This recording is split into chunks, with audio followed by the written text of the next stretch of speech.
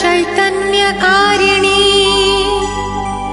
विष्णुभक्तिप्रदे देवी तं तुलसी नमाम्यहम्। गोविन्दवल्लभे देवी भक्तचैतन्यकारिणी